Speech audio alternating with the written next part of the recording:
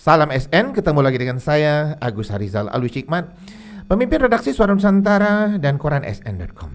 Hari ini edisi ke-225, Selasa 17 September 2024. Ketemu lagi dengan saya, edisinya Ulas Berita. Dan seperti biasanya Ulas Berita, saya bersama dengan redaktur pelaksana Dedi Suhendra. Iya, malam. Oke ya, dan malam ini istimewa Ded ya. Ya. Karena ini adalah edisi tanggal 17 September 2024 dan hari ini bertepatan dengan hari ulang tahun Suara Nusantara yang keberapa, Ded? Yang ke-15. Oke, kita akan bahas sedikit ya tentang ulang tahun Suara Nusantara tapi di sesi terakhir. Ya. Dan kita langsung ulas berita, Ded ya. Ya. Untuk ulas berita yang pertama, tadi kita udah sepakat, Ded ya, kita akan mengulas secara mendalam dugaan korupsi batubara di Sumsel. Infonya hari ini di Kejati ada pemeriksaan saksi yang baru ya. Pemeriksaan tersangka, Kak. Pemeriksaan tersangka Ya. diralat ya, pemirsa. Apa keterangan dari Kapenkum Kejati Sumsel? Silakan Dede. Ya, Kak, kasih penerangan hukum Kejati Sumsel Fani Yulia Kasari SMH, Kak ya. Mengatakan bahwa tanggal hari Selasa 17 September 2024 tim jaksa penyidik bidang tindak pidana khusus Kejati Sumsel memeriksa 6 tersangka dugaan kasus korupsi pengelolaan tambang, izin pertambangan batu bara PT Andalas Bara Sejahtera yang menimbulkan kerusakan lingkungan hidup tahun 2010 sampai dengan tahun 2014 di wilayah Provinsi Sumsel hingga mengakibatkan kerugian negara sebesar 555 miliar, Kak ya. Ini ngomong-ngomong tersangka baru atau tersangka yang lama, Den? Ini tersangka yang lama, Kak. Oh, tersangka yang lama diperiksa lagi ya. Oke, lanjut Dede. Di mana ke-6 tersangka ini kan sudah dilakukan penahanan oleh Kejati Sumsel.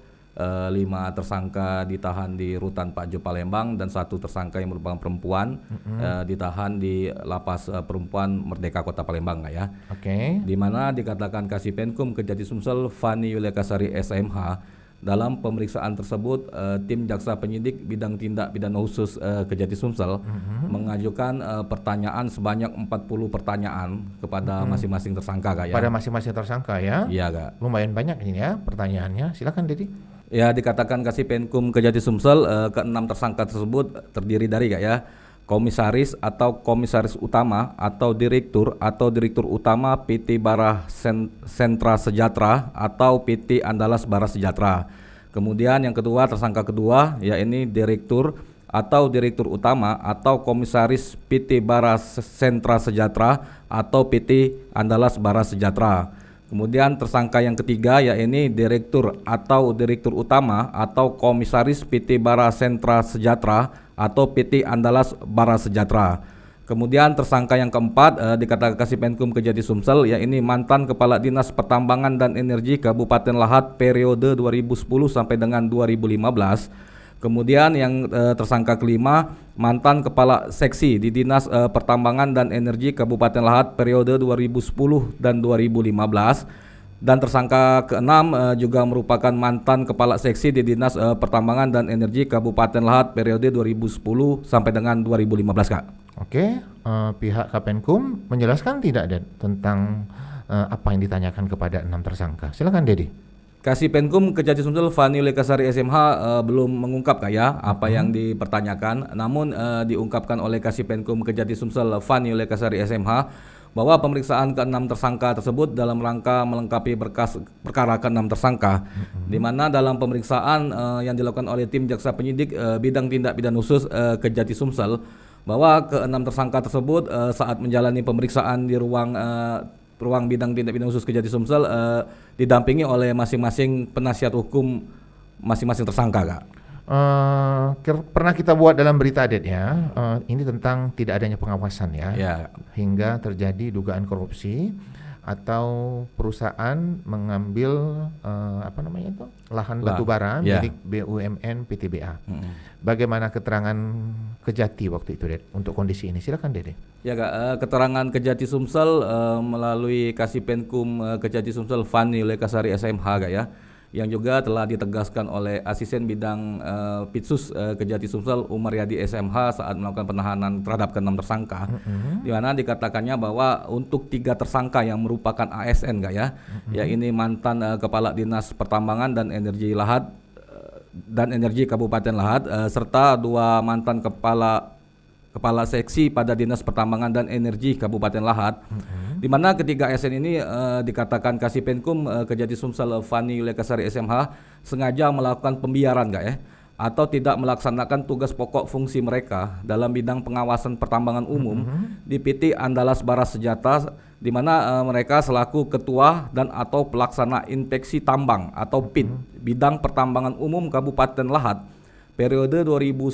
sampai dengan tahun 2013 Kemudian masih dikatakan Kasih Penkum Kejati Sumsel Fani Yulekasari SMH, di mana harusnya ketiga tersangka yang merupakan ASN di Dinas Pertambangan dan Energi di Kabupaten Lahat ini harusnya bisa mencegah sebab pelaksanaan inspeksi tambang mempunyai tugas ini melaksanakan pengawasan pertambangan umum meliputi kegiatan eksplorasi, produksi, pemasaran, keselamatan dan kesehatan kerja lingkungan, konservasi, serta jasa pertambangan dan penerapan standar pertambangan Oke, ini dalam arti kata lemahnya kontrol atau lemahnya pengawasan atau sama sekali tidak melakukan pengawasan Iya hingga terjadi dugaan korupsi ini Dalam dugaan korupsi ini ini kan ada lahan tambang milik BUMN PTBA yang diambil oleh PT apa tadi PT Andalas Bara Sejahtera dalam hal ini pihak BUMN PTBA kita pernah buat berita sudah diperiksa walaupun sebagai saksi Benar Mungkin Dedi masih ingat, silakan. Ya, Kasih Penkum Kejati Sumsel Fani Yulekasari SMH saat itu memang membenarkan ada sejumlah saksi dari PTBA, BUMN PTBA yang dilakukan pemeriksaan oleh tim jaksa penyidik bidang tindak bidang khusus Kejati Sumsel terkait penyidikan dugaan kasus korupsi tersebut Tentang modus. Ini kan seringkali penonton Lesa SN Kak Agus, bagaimana modus dari dugaan korupsi tersebut? Nah, dalam dugaan korupsi ini apa modus yang diungkap oleh Kejati untuk dugaan korupsi ini? Silakan Dedi. Ya Kak, modusnya tersebut memang sudah diungkap oleh Kasih Penkum Kejati Sumsel Fani Yulekasari SMH di mana modusnya bahwa PT Andalas Bara Sejahtera atau PT ABS yang merupakan perusahaan milik swasta dengan struktur pengurusan perusahaan yang selalu berubah-ubah pada tahun 2010 sampai dengan tahun 2013 telah sengaja melakukan kegiatan penambangan di luar izin usaha pertambangan operasi produksi atau IUP milik perusahaan tersebut dan masuk ke dalam wilayah izin usaha pertambangan operasi produksi milik BUMN PT Bukit Asam Tbk, di mana dengan terlebih dahulu melakukan pembebasan lahan milik warga desa sekitar yang masuk dalam wilayah izin usaha pertambangan operasi produksi PT Bukit Asam Tbk. Lanjut ulas berita kita penonton Lesa SN dan makin seru ulasan mendalam tentang dugaan korupsi batubara dan tentang pemeriksaan saksi untuk dugaan korupsi ini. Kita pernah membuat berita kepala daerah yang mengeluarkan izin usaha pertambangan kala itu itu pernah diperiksa walaupun dari keterangan Kejati masih sebagai saksi Mungkin Dedi masih ingat beritanya, silakan Dedi. Iya Kak, ketika itu Kasih Penkum Kejati Sumsel Fani Yulekasari SMH memberikan keterangan bahwa tim jaksa penyidik bidang tindak pidana khusus Kejati Sumsel memeriksa Bupati Lahat 2 periode di mana pemeriksaan mantan Bupati Lahat 2 periode tersebut dalam rangka penyidikan dugaan kasus korupsi pengelolaan tambang izin pertambangan batubara PT Andalas Bara Sejahtera yang menimbulkan kerusakan lingkungan hidup tahun 2010 sampai dengan 2014 di wilayah Provinsi Sumsel hingga mengakibatkan kerugian negara sebesar 555 miliar di mana dikatakan Fani Yulekasari SMH selaku Kasih Penkum Kejati Sumsel untuk mantan Bupati Lahat 2 periode tersebut dilakukan pemeriksaan oleh tim jaksa penyidik di ruang pemeriksaan bidang tindak pidana khusus Kejati Sumsel yang pemeriksaannya dilakukan dari pagi hari hingga menjelang sore hari di mana menurut Fani pemeriksaan mantan Bupati Lahat tersebut dalam rangka kegiatan penyidikan dan proses penyidikan terkait perkara tersebut Masih tentang dugaan korupsi batubara ini kita beberapa kali saya sebagai pemimpin redaksi Suara Nusantara itu berkomunikasi dengan mantan Kabar Eskrim Bapak Susno Duaji untuk membahas secara khusus dugaan korupsi ini dan terjadi dialog antara saya dan Pak Susno beberapa kali dan cukup lama dan cukup panjang dalam beberapa kali telepon dan hubungan lewat chatting WA dan Pak Susno menggarisbawahi Det ya untuk dugaan korupsi di kasus ini Det ya. Apa keterangan dari Pak Susno? Silakan Dedi. Ya Kak, terkait dugaan kasus korupsi batubara ini Kak ya, Pak Susno Duaji selaku tokoh masyarakat Sumsel yang juga mantan Kabar Reskrim Polri mengatakan bahwa apabila kepala daerah yang menjabat saat itu menerima suap atau sesuatu terkait pemberian izin batubara tersebut, maka kepala daerah yang menjabat saat itu bisa kena katanya kan. Dan itu apabila Det ya. Dan ini harus kita telusuri ya, lewat Kejati, lewat pertanyaan ya. Tapi belum dapat ya, dari pihak Kapenkum Kejati Sumsel. Kemudian Pak Susno pernah berstatement ya tentang tindak pidana pencucian uang. Mungkin Dedi masih ingat, silakan Dedi. Ya, Pak Susno Duaji berharap agar Kejati Sumsel juga mengajar terkait tindak pidana pencucian uang atau TPPU Kak ya, dalam dugaan kasus korupsi batubara tersebut. Tapi Pak Susno Duaji berharap agar Kejati Sumsel membuktikan dulu terkait dugaan kasus korupsi di perkara tersebut. Bahkan Pak Susno meminta agar Kejati Sumsel mengungkap aliran-aliran uang dalam perkara tersebut. Setelah tersebut karena yang dikorupsi tersebut yang ini terkait uang Kak ya, maka Pak Susno Duaji mengungkapkan jika telah terbukti dugaan korupsi terkait uang tersebut, barulah dibuktikan terkait TPPU dan uang-uang tersebut mengalir kepada siapa saja Kak, maksudnya Kak. Oke, kita sapa dulu ya Pak Susno. Assalamualaikum Kakanda saya ini ya, Pak Susno Duaji. Semoga Pak Susno selalu sehat dan lancar melaksanakan aktivitas. Kemudian masih tentang dugaan korupsi batubara Det ya. Dari keterangan Kejati Sumsel, pemeriksaan saksi yang baru ada Det? Pemeriksaan saksi yang baru belum Kak ya, tapi sebelumnya memang sudah ada sejumlah saksi, namun disampaikan oleh Kasipenkum Kejati Sumsel inisial Kak ya, tidak nama lengkap maksudnya tuh, namun inisial dan jabatannya. Tapi terkait penyidikan ini emang Kasipenkum Kejati Sumsel mengatakan Kak ya, bahwa Kejati Sumsel juga masih melakukan pendalaman penyidikan. Tapi terkait pendalaman penyidikan tersebut tidak dijelaskan secara rinci oleh Kasipenkum Kejati Sumsel dalam rangka apa. Namun Kasipenkum menegaskan bahwa untuk sejauh ini masih melengkapi berkas perkara ke-6 tersangka tersebut Kak. Setelah saya tanya tentang pemeriksaan saksi terbaru, bagaimana? Ini ada info di luar Kejati ya? Akan ada penetapan tersangka baru.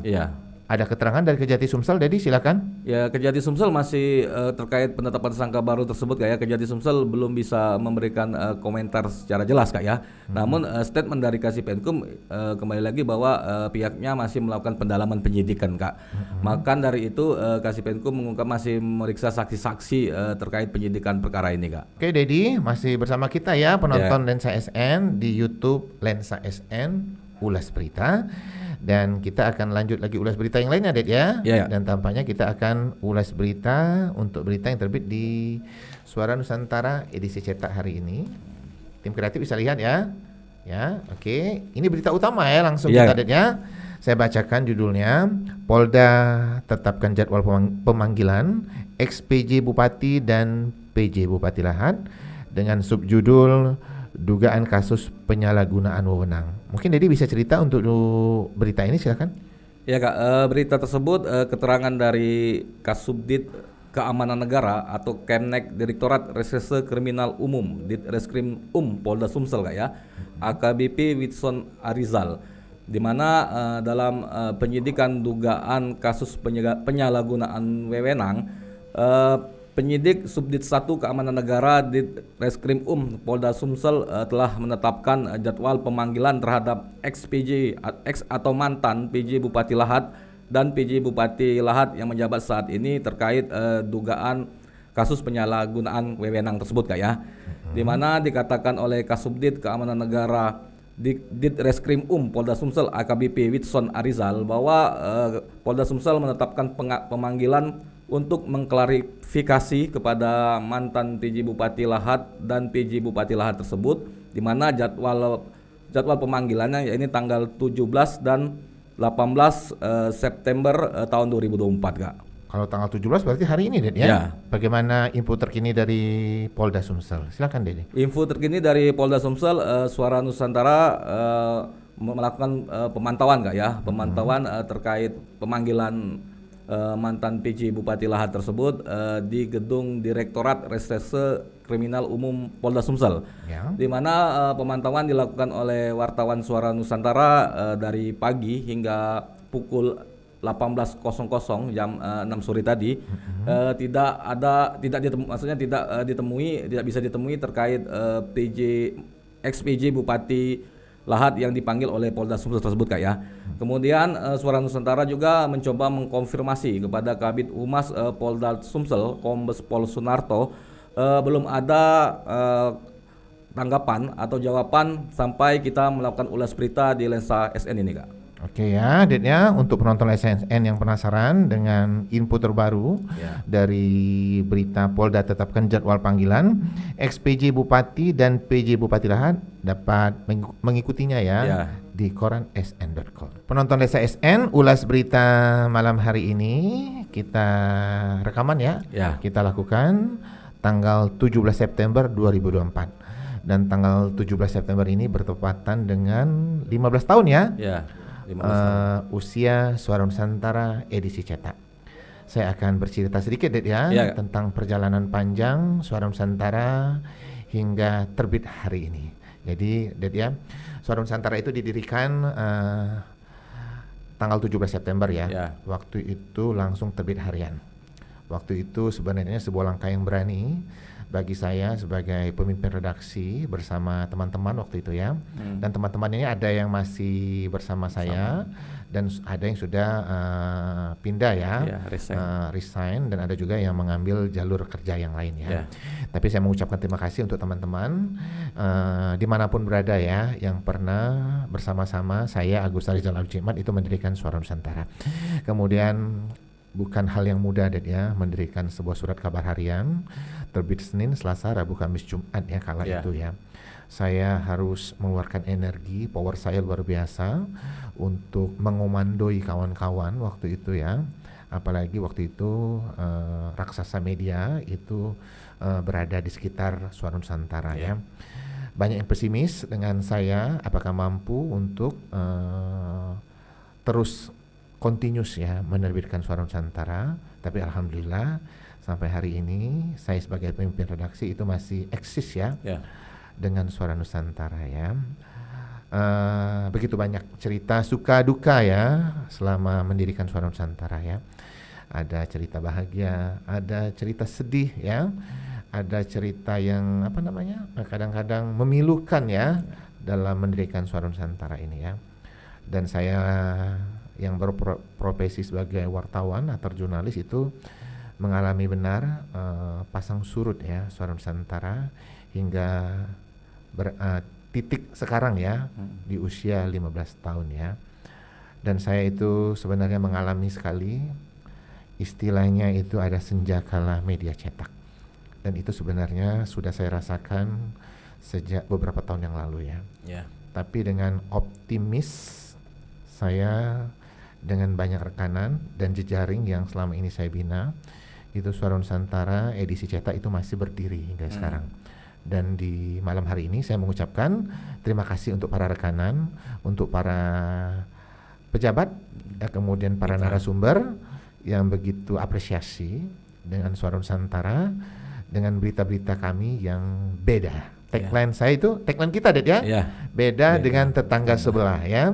Ini sengaja saya buat, bukan apa-apa ya, bukan bermaksud menyombongkan diri, tapi saya berusaha untuk membuat beda berita-berita halaman 1 dan berita-berita online itu biar beda dengan yang lain. Kalau kita sama tentu kita tidak dibaca Ded ya. Dan itu perjalanan tentang Suara Nusantara edisi cetak. Sebenarnya ini masih banyak sekali cerita yang lain Ded ya, tapi itu tidak akan cukup waktunya ya. Kemudian seiring berjalannya waktu Ded ya, itu konvergensi media itu sudah mulai melanda media di Sumatera Selatan. Hingga hadir koran sn.com. Ini adiknya ya. Koran sn.com ini sudah hadir lebih dari 10 tahun ya.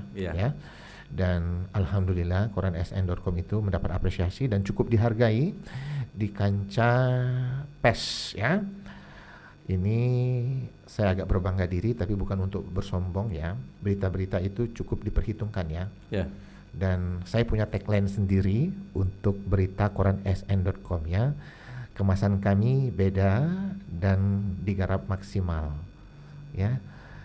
Hingga berita kami yang koran sn.com itu yang beberapa kolom ya, ada kolom lacak dan kolom Polrestabes itu sengaja kita rancang ya. Setiap hari kita berkomunikasi dengan beberapa wartawan bagaimana mengemas berita-berita yang tagline saya juga ini ya, mempengaruhi kebijakan ya. Dan alhamdulillah koran sn.com itu ratingnya semakin naik ya. Dan sudah mendapat Google AdSense juga ya. Dan setelah koran sn.com itu ada adiknya lagi ternyata ya. Ini ada adiknya Jejak Negeriku. Kami sengaja menerbitkan koran online namanya Jejak Negeriku ya. Tapi ini lebih ke berita-berita kriminal ya. Silakan klik Jejak Negeriku ya. Negeriku. Akan dapat berita-berita yang digarap maksimal juga ya untuk pembaca setia Suara Nusantara. Dan kita juga punya adiknya lagi ya. Kan? Adiknya itu YouTube Lensa SN dan hari ini udah episode ke 225 ya. 225. Dia kemudian dan begitu banyak ya tamu-tamu yang sudah hadir di redaksi, dan kita punya studio sendiri ya. Studio Lensa SN ya. Banyak sekali kepala daerah yang sudah hadir di studio ini. Saya sebutkan ya. Ada dulu Pak Askolani yang menjabat Bupati Banyuasin ya kala itu, dan sekarang mencalonkan diri lagi. Kemudian ada Bupati Afriyadi ya.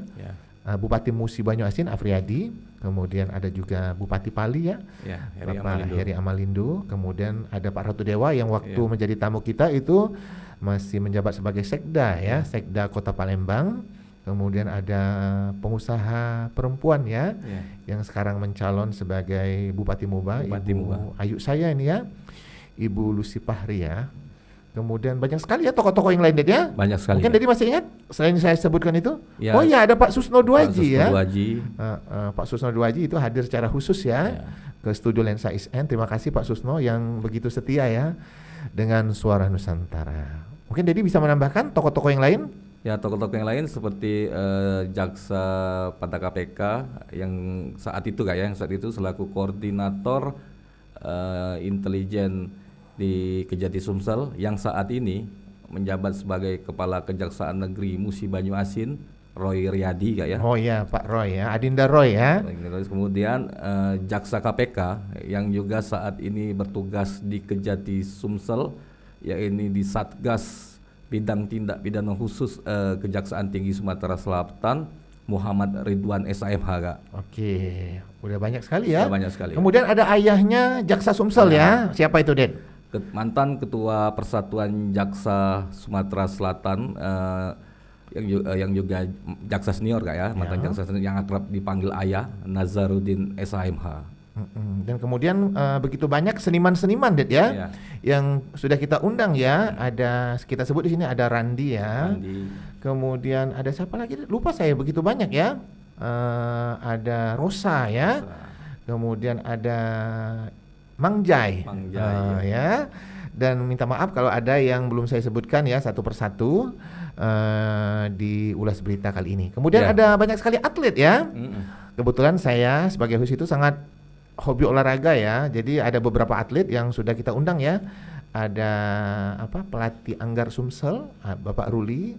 Kemudian ada juga atlet pencak silat yang begitu legend, Pak Akbar Abbas ya. Dan masih banyak atlet-atlet lainnya yang sudah kita undang di YouTube Lensa SN. Dan kita berharap penonton Lensa SN terus memberikan masukan-masukan positif ya, dan bila perlu memberikan nama-nama untuk kita hadirkan di podcast. Tamu podcast ya. Biar kita dapat memberikan sesuatu yang lebih berharga kepada penonton Lensa SN. Oke, penonton Lensa SN, kami akan terus berkarya untuk negeri ya, lewat karya Suara Nusantara edisi cetak, koran sn.com, Jejak Negeriku, dan YouTube Lensa SN. Dan sepertinya kita udah di ujung ulas berita ya. Dan seperti biasanya di ujung ulas berita kita ada quotes ya. Quote kita malam hari ini adalah perjalanan panjang melelahkan, yakinlah akan berbuah manis. Jangan lupa untuk like, comment, share, dan subscribe channel YouTube Lensa SN. agar informasi menarik dari kanal YouTube ini tetap tersebar merata di bumi Sumatera Selatan. Demikian dari saya, salam SN, salam kompak selalu.